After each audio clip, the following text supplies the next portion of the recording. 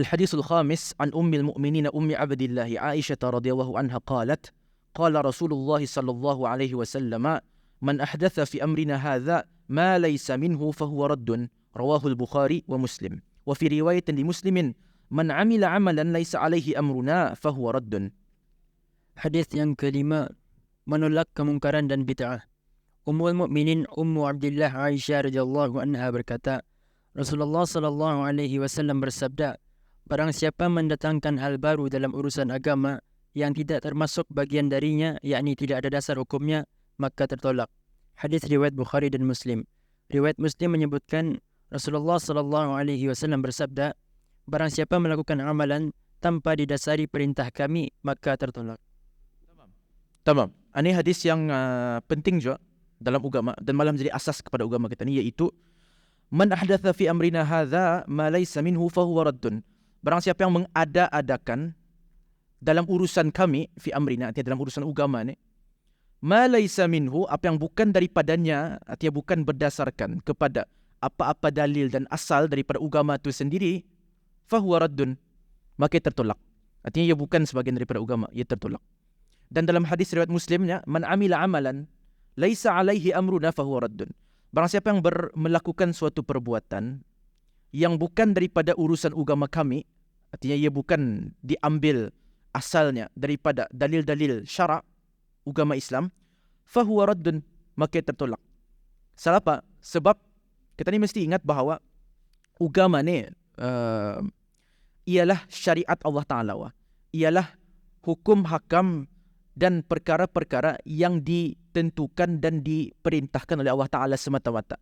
Melalui siapa? Melalui Rasulullah SAW sahaja.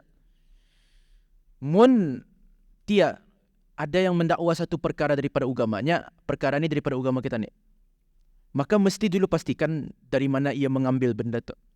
Adakah daripada agama ni sendiri? Kah indah? Cuma tu. Sebab tu di sininya ma laisa minhu, artinya apa yang bukan daripadanya. Artinya cuma mana kita ni kan mengetahui sesuatu perkara tu adakah ia termasuk ataupun adakah ia berdasarkan ia termasuk daripada agama kah indah? Adakah indah asal bagi perkara itu dalam agama? Adakah indah asal melalui dalil-dalil syarak yang diiktibar oleh para fuqaha, Al-Quran, Sunnah, Ijma', Qiyas, yang menunjukkan bahawa perbuatan itu sebahagian daripada agama. Artinya agama ni bukan main rasa-rasa saja. Bukan main macam usulnya ni okey kali, masukkan saja dalam agama ni. Usulnya ni okey kali, masukkan dalam agama kita ni. Tidak. Artinya untuk kita ni mendakwa bahawa sesuatu perkara itu sebahagian daripada agama, dan apa asalnya dulu? Apa asal bagi amalan itu dulu? Artinya adakah indah amal asal? Artinya asal ni artinya dalil lah maksudnya. Dalil ataupun bahasa Arabnya memang asal je lah, dan bahasa Melayu pun asal je. Asas bagi amalan dan perbuatan itu dalam agama kita ni. Cuma tu. Kalau ada, then ia out. Artinya dakwaan itu diterima. Kalau ada, then dakwaan itu ditolak. Cuma tu saja. Artinya ini menutup pintu apa-apa dakwaan orang itu kan agama. Ini penting sebab aku rasa ada satu lagi hadis yang masyhur juga. Cuma ni, kullu muhdatsatin bid'atun wa kullu bid'atin dhalalah. Semua perkara baharu, artinya perkara baharu ni perkara yang nada asalnya dari dalam dalil syarak, maka ia bid'ah, wa kullu bid'atin dhalalah, dan semua bid'ah itu sesat. Okey. Cuma nak kita ni memahami hadis ini, cuma tu artinya semua perbuatan ataupun yang dinisbahkan kepada agama mesti ada dalil asal daripada syarak. Itu saja. Artinya mun sebab tu, adakah kita ni punya amalan itu hanya ataupun adakah amalan kita ni hanya mesti seperti mana amalan Nabi? Indah juga. Sebab yang di sini disebutkan ialah ma laisa minhu, apa yang bukan sebahagian daripadanya. Artinya kita ni bukan mengambil agama itu secara literal daripada dalil saja, tapi malah ada namanya dalam ilmu fikih ataupun usul fikih, tafri'ul usul. Artinya katanya ada satu kaedah. Kaedah itu dapat ditafri', dapat dipecah-pecahkan menjadi masalah-masalah yang banyak. Cuma tu. Contohnya sajalah. Atas dasar apa contohnya Sayyidina Uthman menambah azan kedua solat Jumaat contohnya. Atas dasar apa? Kali dilihat daripada dalil syarak ada asasnya. Ada asas bagi Sayyidina Utsman menambah azan kedua ketika solat Jumaat. Sama juga sembahyang tarawih berjemaah di masjid 20 rakaat time zaman Sayyidina Umar. Artinya pada zaman Nabi SAW ada kinda dibuat sembahyang tarawih 20 rakaat berjemaah di masjid beramai nada. Tapi Sayyidina Umar memulakan satu kebiasaan baru. So adakah ini termasuk dalam makna man ahdatha fi amrina, siapa yang mengada-adakan dalam agama ni ma laisa minhu, apa yang bukan daripadanya, indah. Sebab tindakan Sayyidina Umar radhiyallahu anhu itu berlandaskan dan berdasarkan kepada suatu asal. Artinya adakah indah dalam agama ni sembahyang tarawih? Ada. Adakah indah sembahyang 20 tarawih yang 20 rakaat? Ada. Artinya memang ada dalil yang menunjukkan kepada sembahyang tarawih itu contohnya dilakukan ketika malam-malam Ramadan. Tapi mengenai jemaah sama indah jemaah dia sahaja. Artinya adakah indah dalil yang mengkhususkan lagi sembahyang tarawih itu mesti seorang ataupun mesti berjemaah? Nada. Maka Sayyidina Umar sebagai seorang faqih, seorang sahabat yang faqih mengatakan bahawa cuma tu oleh sebab tema tu ia melihat malam-malam Ramadan berbanding orang itu sembahyang tarawih di rumah, malah diorang lepak terpulang di siring jalan dan melakukan perkara yang berfaedah, bahawa menda kita ni buat sembahyang tarawih di masjid pada bulan Ramadan berjemaah 20 rakaat. Adakah ia ahdatha fi amrina hadza ma laysa minhu? Bukan. Adakah ia mengada-adakan satu perkara yang bukan daripada agama? Bukan. Sebab ada dasar dan dalilnya. Itu yang punya kepentingannya. Artinya dalil-dalil syarak ni ia bukan literally ataupun ia difahami secara literal sahaja. Malah ia ada proses, dan nama proses itu adalah proses of extraction, atau diekstrak hukum hakam agama ni daripada dalil syarak. Itu yang dibuat oleh fuqaha dan ulama sepanjang zaman, iaitu mengekstrak, ataupun kalau kita ni pernah dengar istimbat atau kalau dalam di Jabatan Mufti ada satu unit namanya unit istimbat. Apa istimbat itu? Itu mengekstrak hukum hakam daripada dalil syarak atau daripada Al-Quran, daripada As-Sunnah, daripada ijma', daripada qiyas. Cuma tu. So apa saja amalan dilihat dulu, adakah indah asalnya daripada syarak, adakah indah galakan daripada syarak akan perkara itu. Mun ada, dan ia indah termasuk daripada ahdatha fi amrina hadza ma laysa minhu, mengada-adakan satu perkara dalam agama yang bukan daripadanya. Yang bukan daripadanya yakni yang indah memiliki apa-apa dasar dan apa-apa asal daripada syarak, daripada dalil syarak. Tiang kalau tiada orang tiba-tiba datang sebagian daripada agama ni ialah untuk kita ni contohnya,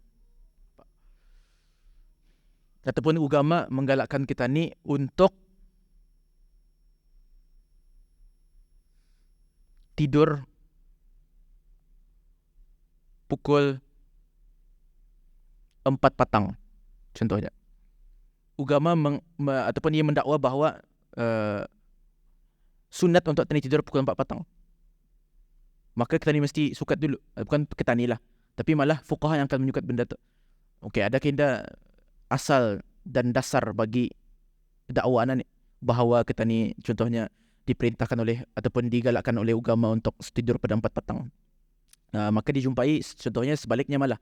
Artinya terdapat nas-nas hadis Nabi SAW yang kurang menggalakkan tidur lepas asar contohnya, dan lain-lain. Maka kita ni mengatakan ini perkara yang diada-adakan dalam agama dan lain-lain. Artinya macam mana dengan perbuatan-perbuatan yang menjadi adat itu? Artinya contohnya macam tahlil, macam maulidur rasul dan lain-lain. Adakah ia perkara yang ahdatsa fi amrina hadza ma laysa minhu? Maka ia rad. Maka kita ni lihatlah apa isinya. Apa ia punya, kita ni dissect apa isinya benda-benda tu. Contohnya maulidur rasul tu apa isinya dan apa pengisiannya. Ia dilihat cuma tu. Ia dilihat bukan arah nama maulidur rasul. Mun tadi buat cuma tu saja, maulidur rasul ada keindah dalam syarak memang ada. Tapi tadi lihat apa isinya. Sama juga daurah lah. Ni daurah. Daurah intensif 40 hadis. Daurah ni ada kan di dalam sunnah Nabi? Mana ada? Tapi yang ada apa? Membaca hadis-hadis Nabi sallallahu alaihi wasallam, dan dinamakan dengan daurah intensif 40 hadis Imam Nawawi. Sama juga dalam hadis dalam hal maulidur rasul sallallahu alaihi wasallam. Apa yang sebenarnya telah dilakukan dan isi pengisian maulidur rasul itu? Baca Quran, membaca selawat, dan membaca puji-pujian arah Nabi Muhammad sallallahu alaihi wasallam dan tazkirah peringatan contohnya mengenai Nabi sallallahu alaihi wasallam. Adakah indah perkara-perkara ini adakah indah dasar bagi perkara-perkara ini dalam agama? Tadi dapati ada. Tadi dapati ada dasar yang menggalakkan tadi baca Quran, ada. Ada kini dasar dalil dalam agama yang menggalakkan kita ni berselawat kepada Nabi, ada. Banyak. Ada keindah dasar dalam agama yang menggalakkan kita ni mengingat dan memuji Rasul, ada. Sayyidina Hasan bin Thabit contohnya, salah seorang penyair Nabi sallallahu alaihi wasallam, ia malah disuruh Nabi naik ke mimbar contohnya melantunkan syair puji-pujian. Malar disuruh dan malah digalakkan oleh Nabi sallallahu alaihi wasallam. Artinya adakah benda itu digalakkan? Digalakkan. Tazkirah peringatan mengenai Nabi sallallahu alaihi wasallam, adakah disuruh? Disuruh. Maka kalau atulah isi Maulidur Rasul, maka tidak ada masalah. Tapi kalau tiada dalam Maulidur Rasul itu ada something yang melanggar syarak, dan tadi katakan ia melanggar syarak. Bukan sebab ia Maulidur Rasul, bukan sebab namanya Maulidur Rasul, tapi sebab isinya. Cuma tu. Cuma tujuh semua perkara lah. Cuma tujuh semua perkara. Ada kini tiap zaman dulu forum ataupun An-Nur contohnya di TV, mana ada. Tapi apa isinya dulu? Adakah benda-benda yang menjadi pengisian sesuatu perkara tu ada dasar dan asalnya dalam agama? Ada. Ada. Artinya contohnya seminar, benda-benda tu mana ada dalam tim zaman Nabi sallallahu alaihi wasallam. Tapi kenapa ia boleh? Kenapa dia tadi mengatakan aninya man ahdatsa fi amrina hadza fa huwa ma laysa minhu fa huwa raddun, dia kata ni. Ini perkara-perkara yang diada-adakan yang bukan daripada agama, lalu ia tolak. Pasal ia bukan perkara yang diada-adakan yang bukan daripada agama. Ia perkara-perkara yang diada-adakan tapi sebahagian daripada agama tadi ataupun berdasarkan kepada dalil-dalil dan asal yang terkandung dalam syariat itu sendiri. Cuma tu. So, cuma tu cara tadi memahami hadis-hadis cuma ni. Artinya penting untuk kita ni menolak semua perkara-perkara yang langsung ada asalnya dalam agama. Itu penting. Artinya unsur-unsur asing yang diimport daripada falsafah-falsafah luar yang masuk dalam agama tadi tidak boleh. Artinya contohnya macam firqah-firqah sesat, macam Mu'tazilah, macam ahli-ahli falsafah contohnya, ataupun contohnya macam Qadariyah. Isi akidah diorang itu di mana diorang belurih? Adakah diorang belurih dari dalam agama tadi? Bukan. Sebab ia sama sekali bertentangan dengan agama tadi. Artinya benda tu benda yang diorang import daripada luar. Atau mesti kita ni tolak. Sebab nada dasarnya dalam agama tadi. Atau maksud man ahdatha fi, atau orang macam tu Qadariyah, Mu'tazilah, Syiah dan lain-lain lurus. Diorang tu man ahdatha fi amrina hadza ma laysa minhu fa huwa raddun. Malah itu yang lebih teruk dari segi akidah. Dan memang ada dari segi amalan juga.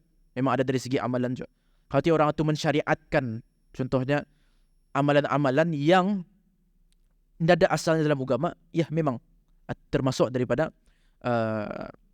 bid'ah yang dalalah itu, bid'ah yang sesat itu, dan termasuk daripada man ahdatha fi amrina hadza ma laysa minhu fa huwa raddun. Siapa yang mengadakan satu perkara daripada agama tadi lalu yang bukan termasuk daripadanya, lalu ia tertolak. Cuma tu. Tapi tugas untuk memastikan sesuatu perkara itu adakah ia ada dasar dan asal daripada agama, ia perlu kepada kemahiran yang sangat-sangat tinggi, ataupun kemahiran dalam ilmu fikih dan usul fikih. Sebab dalil syarak Quran dan sunnah ni untuk kita ni memahaminya dan mengekstrak apa-apa hukum dan pengajaran daripadanya secara terperinci dan secara umum, perlu kepada banyak alat, tools. Tools ini antaranya adalah bahasa Arab, dan bahasa Arab ni ada banyak ilmu dalamnya lagi, ilmu usul fikih, ilmu fikih dan lain-lain. Maka yang menyukat benda-benda tu pada dasarnya adalah orang yang memiliki tools-tools ni. Cuma tu. Tamam? Okey. Dan lagi sekali kita ni, ini satu hadis yang penting untuk menolak ataupun untuk kita ni mensabitkan bahawa agama ni bukan urusan rasa-rasa dan bukan antam-antam. Tapi ia mesti ada dasar dan asalnya daripada syarak itu sendiri. Sebab aninya kita ni ialah hukum hakam Allah Ta'ala, bukan hukum hakam manusia. Nyaman-nyaman nanti mungkin dengam kali lagi masa ni, zaman ni dah lagi sesuai untuk hukuman ni diamalkan. Tani ubahlah. Dah dapat tu. Sebab ni hukum hakam Allah Ta'ala. Artinya Allah Ta'ala menurunkan hukuman ni untuk kita ni patuhi. So kalau kita ni kan membuat apa-apa, apa tu namanya, perubahan, adakah ada dasar dan asal perubahan itu daripada agama itu sendiri? Kah indah? Cuma tu. Dapat oleh sebab masa ni kita ni berpegang kepada konsep hak asasi manusia yang dipegang oleh Barat contohnya dan United Nation, maka perlu ada perubahan arah hukum hakam tadi. Ini dapat tu. Sebab hak asasi kemanusiaan yang dipegang atau konsep-konsep atau konsep contohnya social justice, konsep-konsep lain atau bukan nilai yang andang ada dalam agama tadi wah. Malah ya nilai yang diimport wah. Ni nah nilai yang diimport ani yang bahaya. Nilai yang diimport ani yang indah sepatutnya dimasukkan dalam agama kita ni. Masuk dalam sini. Man ahdatsa fi amrina hadza ma laysa minhu fa huwa raddun.